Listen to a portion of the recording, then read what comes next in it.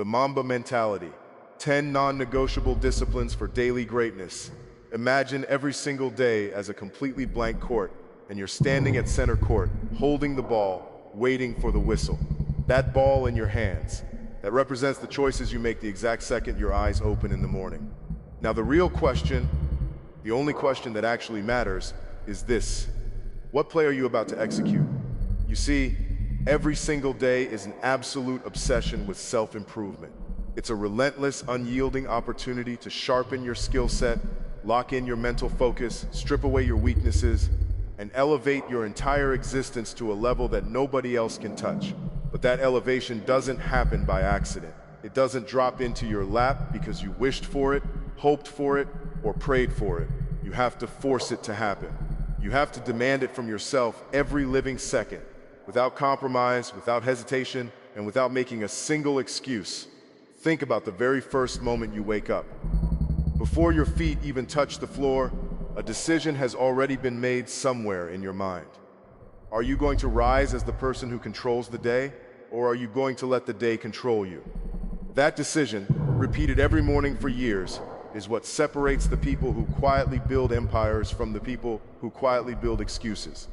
Nobody sees that decision. Nobody claps for it.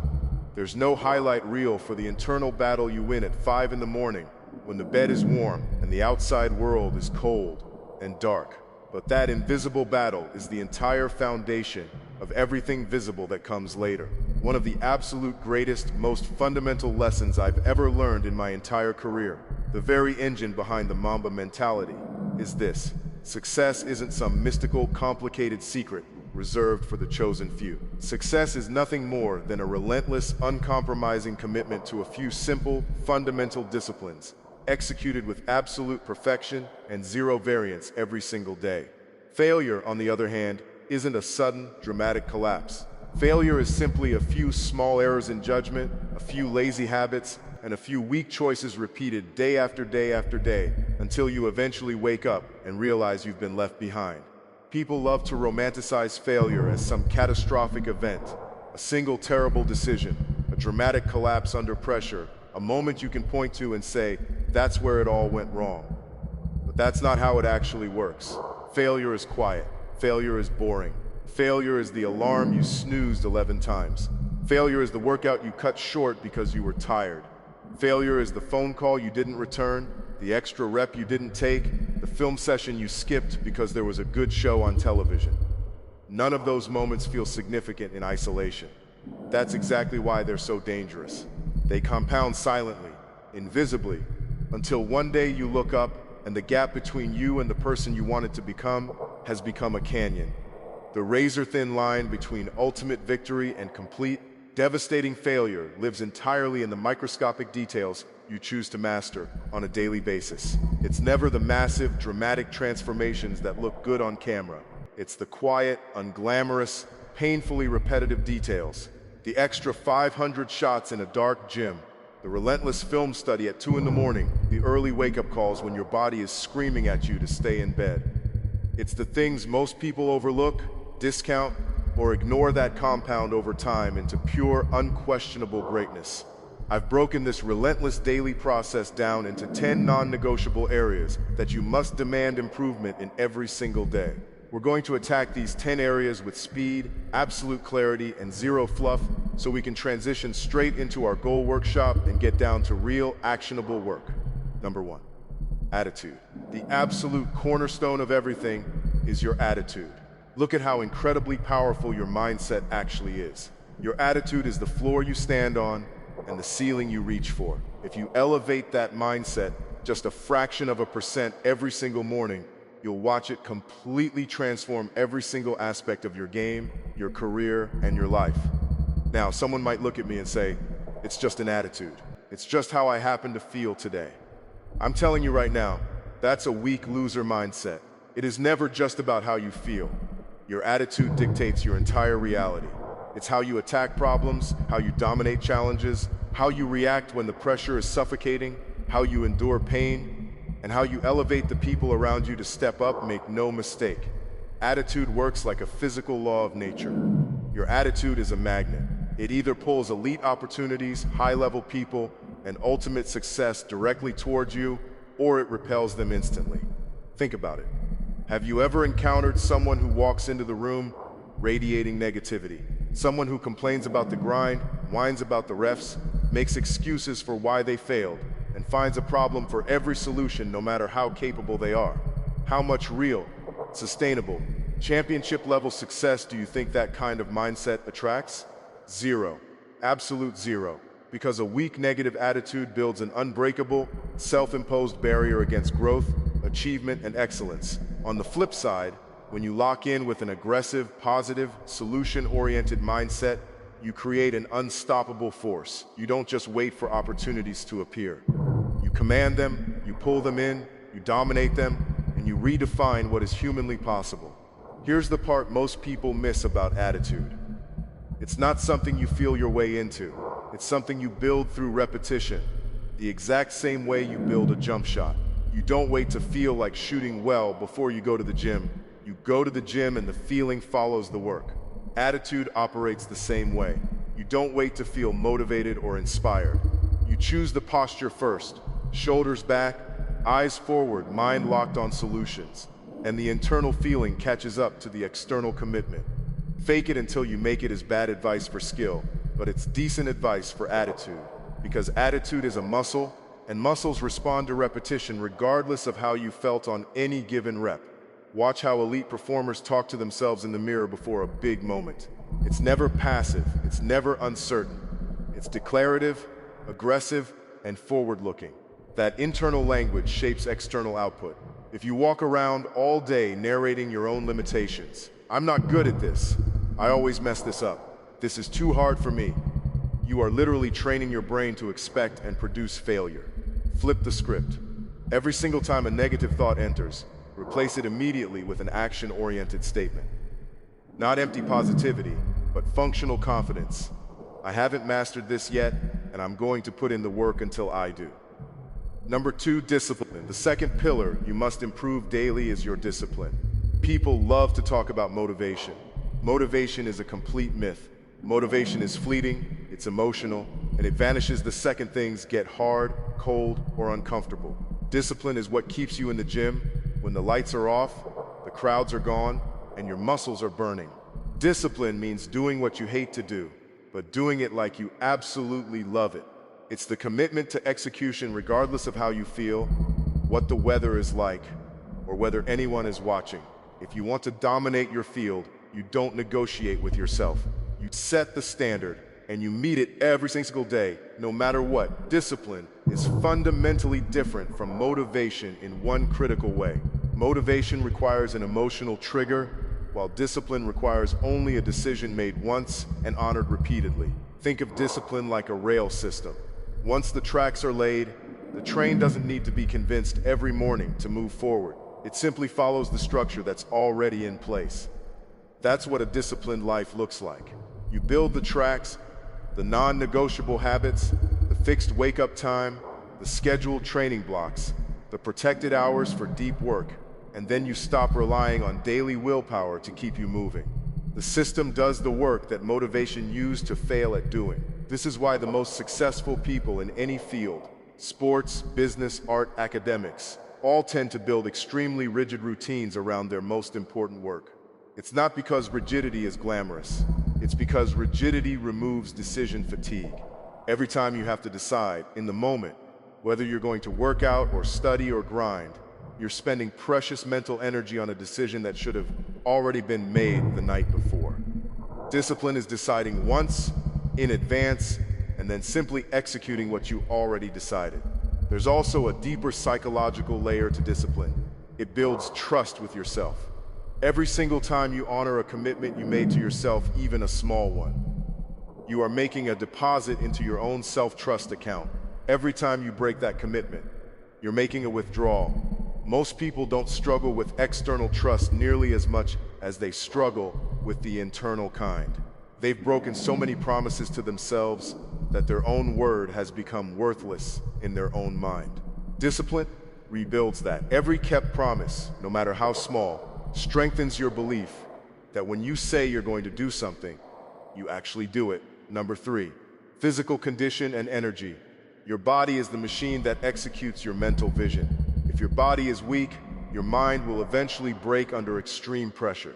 You have to respect your physical vessel enough to condition it to endure war. That means fueling it correctly, pushing past fatigue, recovering intentionally, and understanding that physical stamina directly feeds mental toughness. You cannot execute at an elite level if your body gives out halfway through the fourth quarter. You build endurance daily so that when everyone else is gassed, exhausted, and looking for an exit, you are just getting warmed up. This isn't just about looking a certain way or hitting a certain number on a scale.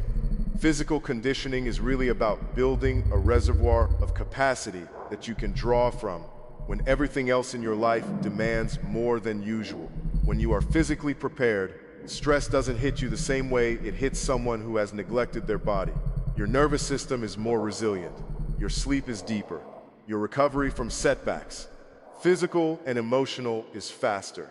The body and the mind are not two separate systems. They're deeply intertwined, and neglecting one inevitably drags the other down. Fueling correctly matters more than most people admit. What you put into your body in the morning determines the quality of decisions you're capable of making by the afternoon. Sleep is not a luxury reserved for the weak.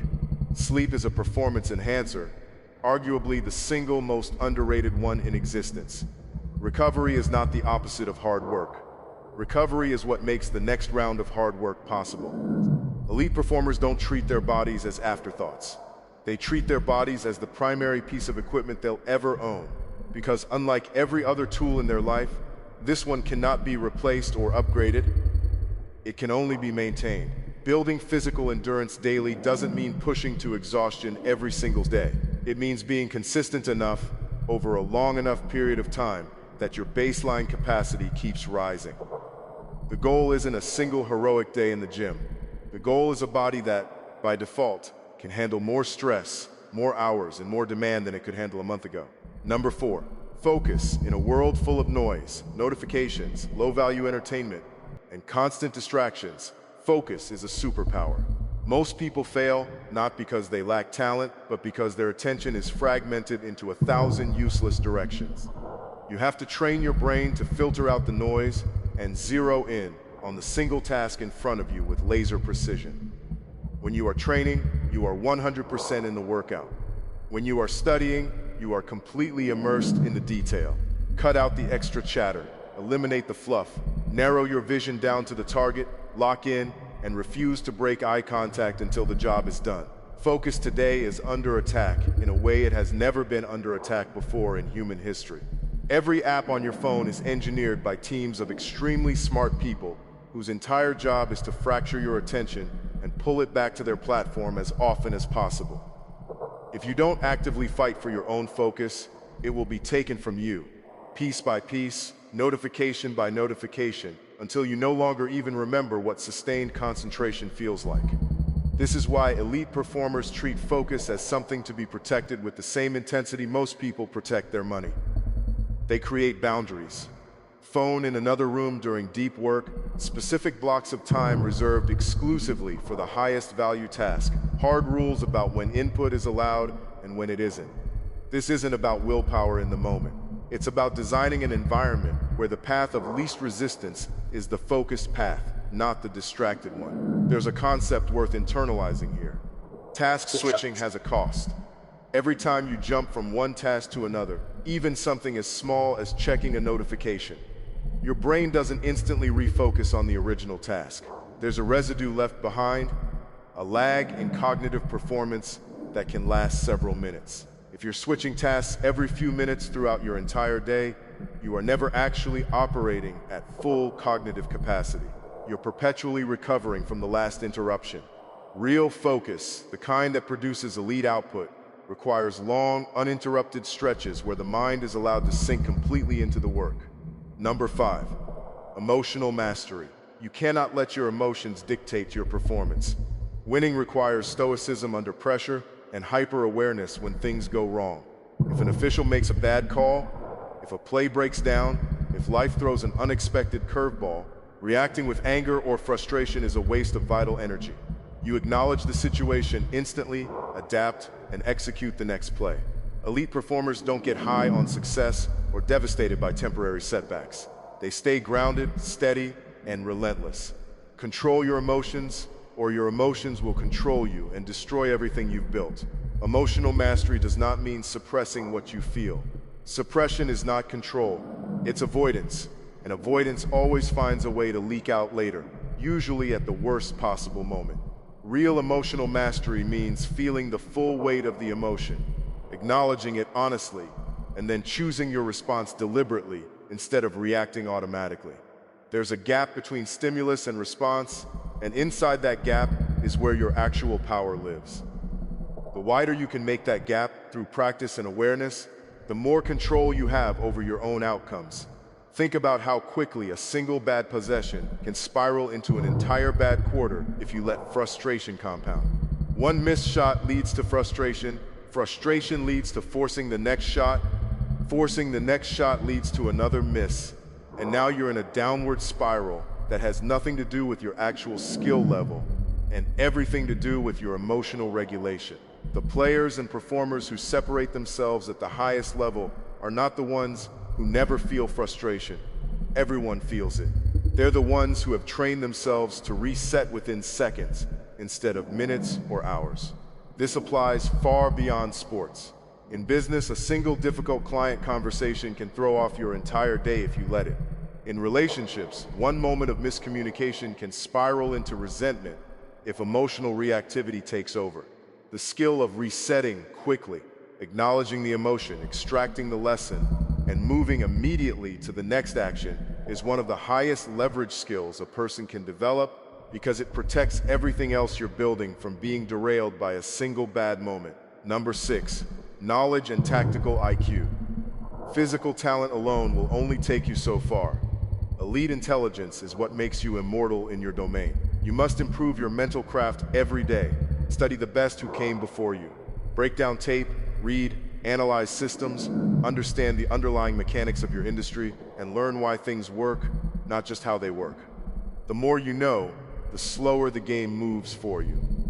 When you have superior preparation, you can anticipate plays 3 steps before they happen, while everyone else is still trying to figure out what just occurred.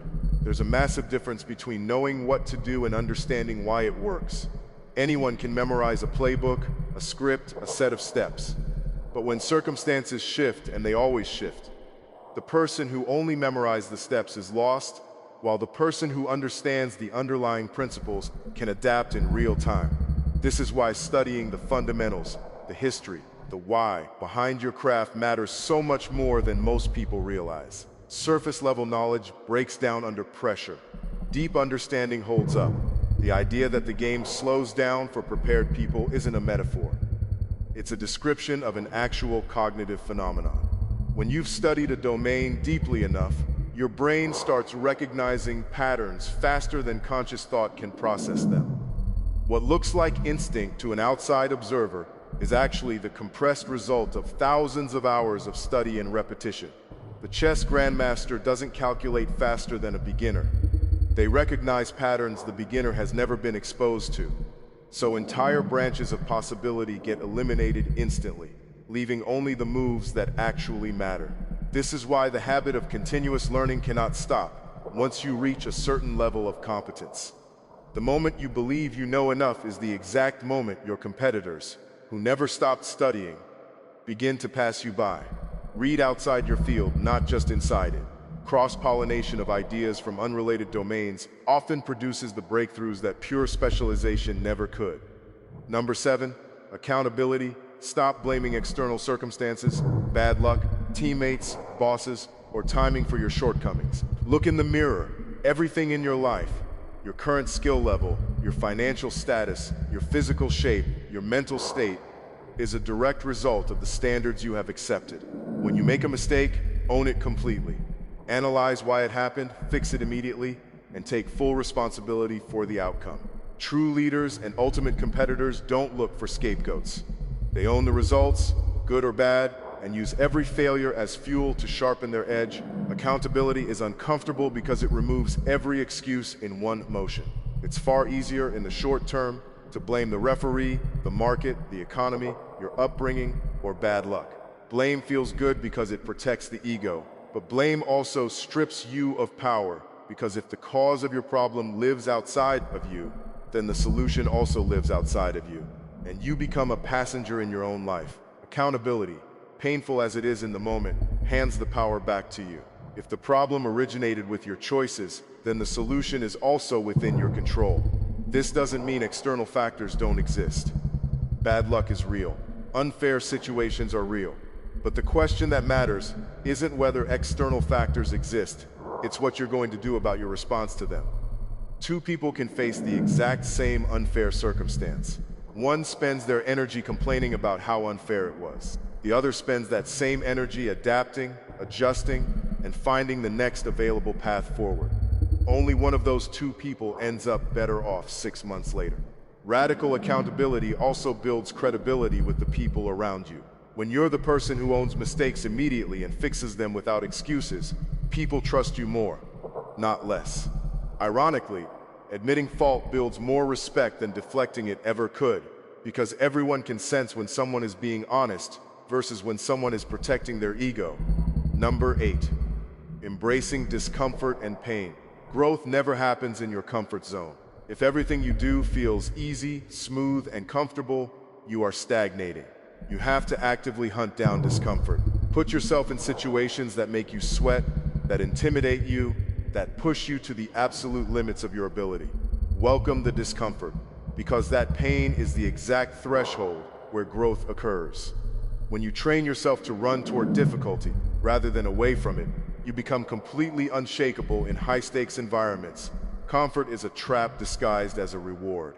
The human brain is wired to seek comfort and avoid pain. It's a survival mechanism that served us well when the primary dangers in life were physical threats. But in the modern world, where most of the meaningful growth happens on the other side of psychological and physical discomfort, that same survival wiring works against you. The instinct to retreat from difficulty has to be consciously overridden, again and again, until seeking discomfort becomes a trained habit rather than a constant internal fight. Think about the specific moments in your life when you actually grew. Not felt good, but genuinely grew. Chances are those moments were uncomfortable. The hard conversation you didn't want to have. The workout that made you want to quit halfway through. The public failure that forced you to rebuild your approach from scratch. Comfort produces maintenance, not growth. If you want to keep growing, you have to keep manufacturing situations that stretch you slightly beyond what feels safe. This doesn't mean seeking pain for its own sake. That's not toughness, that's recklessness. It means deliberately choosing the harder path when the harder path leads somewhere meaningful. Take the extra rep when your body says stop. Have the difficult conversation you've been avoiding. Enter the competition you're not sure you'll win. Each time you choose discomfort over comfort, you widen your capacity, and what used to feel impossible slowly becomes routine. Number 9, relationships and inner circle. The people you surround yourself with will either sharpen your edge or dull it completely. You cannot afford to keep comfortable, complacent, or excuse-making people in your inner orbit. Surround yourself with individuals who challenge you, who demand excellence from you, who don't let you slide, and who possess a relentless drive of their own. Iron sharpens iron. Make sure your environment reflects the magnitude of the goals you are aiming to achieve, and cut loose anything that drains your energy or lowers your standards. There's a well-known idea that you become the average of the people you spend the most time with. Whether the exact math holds up scientifically, the underlying truth is undeniable. Your standards, your language, your ambitions, and even your excuses tend to mirror the people closest to you. If everyone around you accepts mediocrity as normal, it becomes very difficult for you to hold yourself to a higher bar, because you're constantly being pulled back toward the group average. This is why building your inner circle deserves the same level of intentionality you bring to your training or your career. Ask yourself honestly, who in your life pushes you to be better simply by their presence, and who quietly drains your ambition through their own complacency? This isn't about being cold or cutting people off carelessly. It's about being honest with yourself, about the net effect certain relationships have on your growth trajectory. Elite environments are rarely accidental. The best teams, the best companies, the best training groups don't happen to attract high performers randomly. They're built, curated, and protected deliberately. If your current environment isn't producing the growth you want, the answer usually isn't to try harder within that same environment. The answer is often to change the environment itself. Number 10, vision and purpose. You must wake up every single day with absolute clarity on why you are putting yourself through the fire. What is the ultimate legacy you are trying to build? Why are you willing to sacrifice immediate pleasure for long-term dominance? When your purpose is clear, deep, and unshakable, short-term pain becomes irrelevant. You aren't just trying to get through the day. You are actively constructing something legendary. Keep that end vision locked in the back of your mind through every rep, every meeting, every early morning, and every late night. Purpose is the fuel that makes every other discipline on this list sustainable long-term. Discipline without purpose eventually feels like punishment. Discomfort without purpose eventually feels pointless. But when every difficult choice is connected to a larger vision that actually matters to you, the same sacrifices that would otherwise feel unbearable start to feel meaningful. The early mornings don't feel like punishment when you know exactly what they're building toward. The pain doesn't feel senseless when it's clearly connected to the person you're trying to become. Most people never take the time to get specific about their vision. They have a vague sense that they want success or want to be better, but vague goals produce vague effort. Real vision requires specificity. Not just what you want, but why you want it, and what it will actually look, feel, and mean when you get there. The clearer that picture becomes, the easier it is to make the daily sacrifices that build toward it, because every hard choice gets measured against a vivid, compelling picture of the future rather than an abstract idea. Purpose also acts as an anchor during the inevitable moments of doubt. There will be days when the results aren't showing up, when the effort feels disproportionate to the outcome, when quitting seems like the reasonable choice. In those moments, discipline alone often isn't enough to keep you going. You need to reconnect with the deeper why. That's the role purpose plays. It's not there for the easy days. It's there for the days when everything else runs dry. Bringing it all together. Now that we've laid out these 10 non-negotiable areas of daily improvement, it's time to stop talking and start executing. None of these 10 pillars work in isolation. Attitude without discipline is just talk. Discipline without physical conditioning eventually burns the body out. Focus without emotional mastery collapses the first time pressure spikes. Knowledge without accountability becomes an excuse to stay comfortable in theory instead of tested in practice. Discomfort without a clear vision becomes suffering without direction. Every single pillar reinforces the others, and neglecting even one creates a weak link that the whole structure eventually depends on. The good news is that you don't need to master all 10 simultaneously and perfectly starting tomorrow. Growth compounds. Pick the pillar that's weakest right now and commit to a small, specific daily improvement in that single area for the next 30 days. Then move to the next one. Over time, these 10 disciplines stack on top of each other, and what once felt like an overwhelming list becomes simply how you operate, automatically, without needing constant willpower to sustain it. Put the concepts into motion. We are stepping directly into our goal workshop right now. So take your pen, open your mind, lock in, and let's get